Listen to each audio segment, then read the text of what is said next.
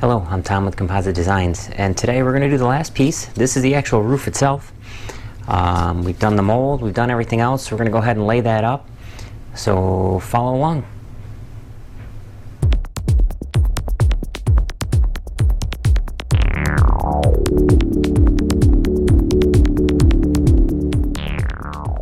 We have gone ahead and prepped our mold the way we normally would. We've gone ahead and waxed it. We've sprayed it with PVA. It's ready to go. We did that all off camera. We've shown that enough times and gone over it that I think we're good there.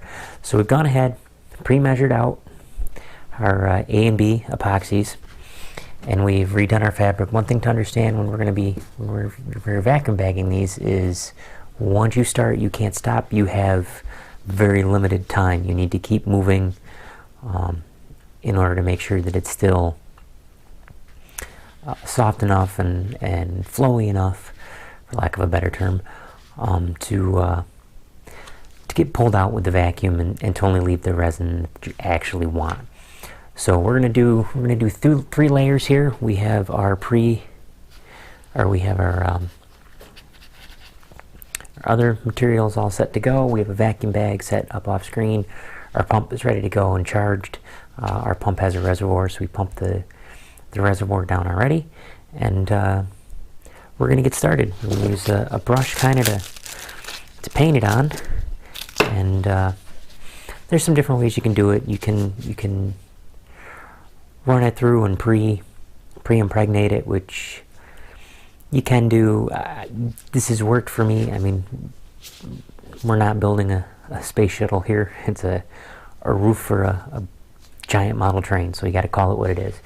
This is probably overkill as it is. I want it to be light, and I wanted to hug the corners better than I could get with just a standard layup, at least with the materials I had on hand. So I hadn't done this in a while. I figured it'd be a good way to get back into it.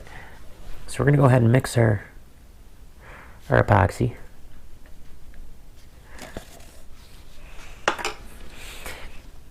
We've gone ahead and painted it white, or added some white pigment into it to give it kind of a neutral color for when we do add the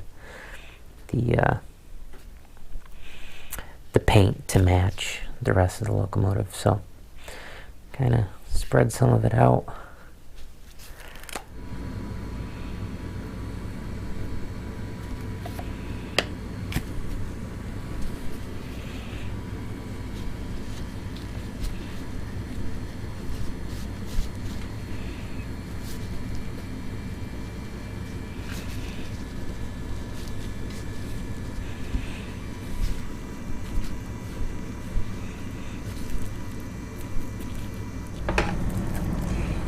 Yes, I was a little short.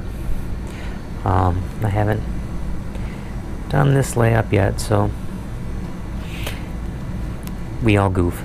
But luckily we shouldn't in the future, because we'll know. So we'll get it good and saturated, more resin than we really need, because remember the vacuum should pull it out. The extra out. I mean, don't go crazy. Don't throw like 3 gallons on here or something. Expect it to work, but you can go heavier than you normally would. Now we're going to put on the final layer. This is really just a light, very light cloth, more for show. Give it a nice finish on the inside, nice finish on the outside. The strength is actually in the middle.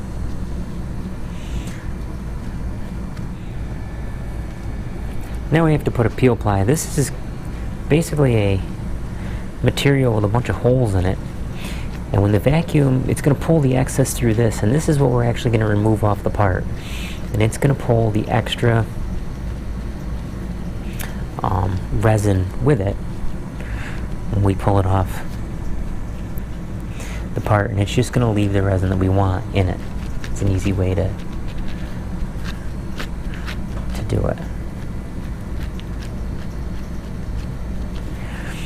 On top of that, we're going to put what they call a breather cloth. This is giving the air some place to go, and it will capture some of the resin also. And then just to leave we're going to put an extra little bit right there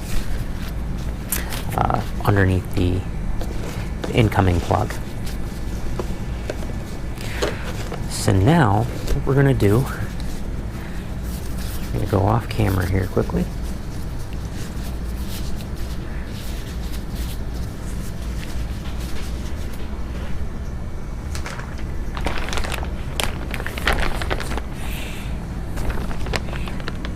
This is our bag that we're going to put it in.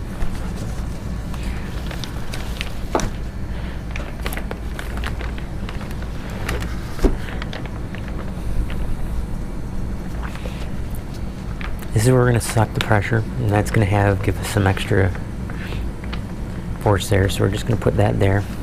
I've already gone ahead and put sealant tape on this side, and that's to form a bag.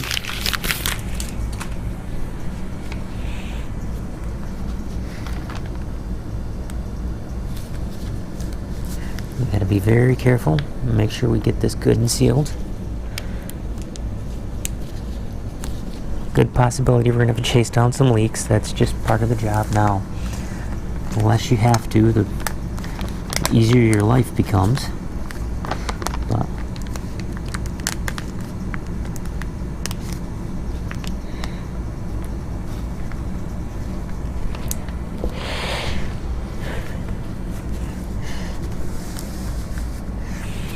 I'm going to hook up our vacuum pump. We're going to turn on the vacuum. You can see it now starting to pull.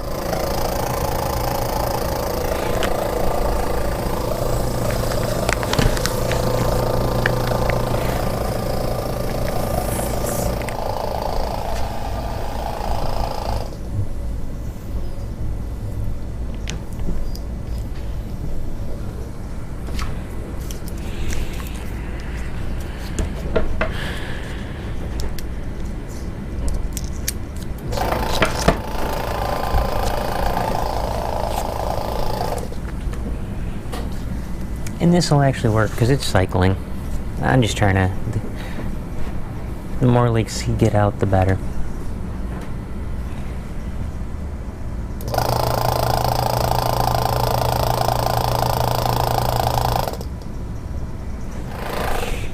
And now we're just going to let it sit and do its thing, and we'll come back and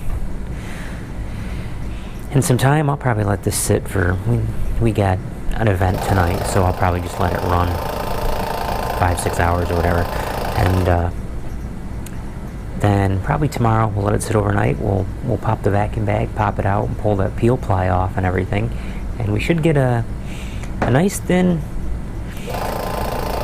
roof right about the thickness we planned, and it should have the right resin ratio that we want, so it should be good and strong with no air in it.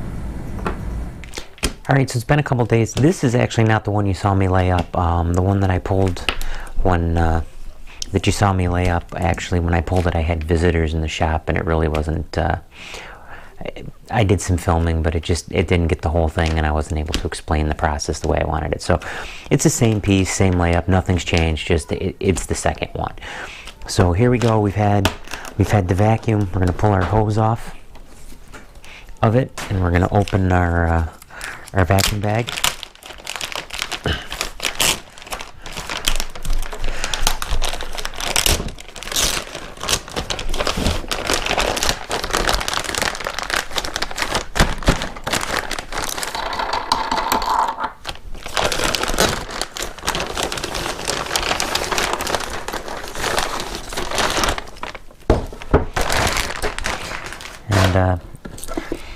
And it built up around it more than we wanted, so we'll break that free at a later time.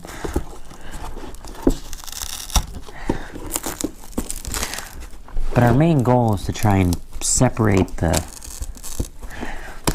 peel ply from the part itself.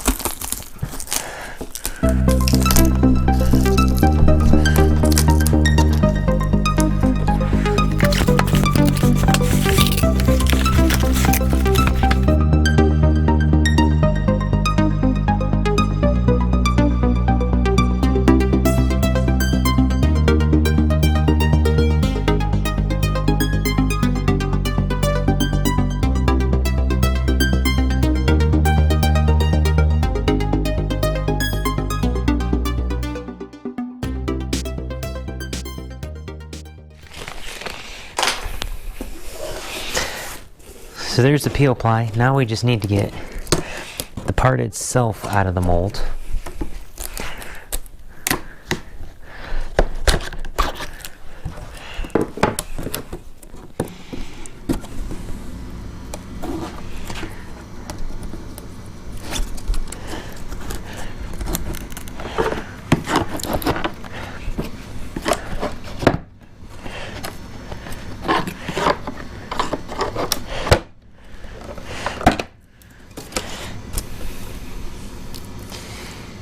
And there we go. Couple blemishes. Again, the mold itself isn't perfect. We'll go ahead and trim the edges off. We'll fill in those few blemishes. If I was making hundreds of these, I'd have done the mold a little better. But again, we're only making a few right now. Just a little bit of cleanup, and we'll have a roof for one of our box cabs. So the next step is going to be to go ahead and cut this out and fit it to the body. So we have a nice roof. We're just going to use a multi-tool to do that. And yeah, let's get started.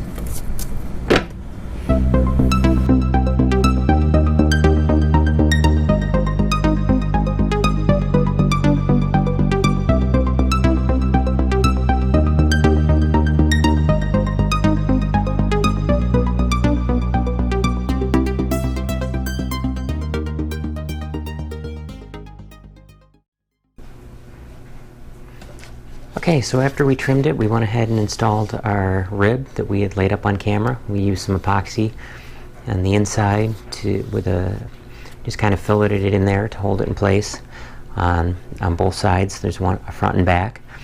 We will go ahead and notch it out to give us clearance around the controller connector, and we will actually drill out here and epoxy in a magnet that holds it in place. We're going to bondo a few imperfections, do some sanding, and then we'll paint the whole thing and install it. But pretty much that's the roof in a nutshell. It's fairly strong, pretty lightweight. It's got a little bit of weight to it because it is fiberglass. I mean, it's not carbon fiber or anything like that. But more than adequate for what we're doing, and it'll have a nice texture when we're done, and I think it's going to work out well. So I hope you guys learned something. Thank you for following along. If you have any questions, comment below. Subscribe, like the videos. Be sure to follow us on Facebook and our website. And if you got any questions, feel free to contact us, and we'll help you out in any way we can. And stay tuned. We've got some other projects coming up, both with fiberglass machining and some other types of casting coming up. So we look forward to seeing you then. Thanks.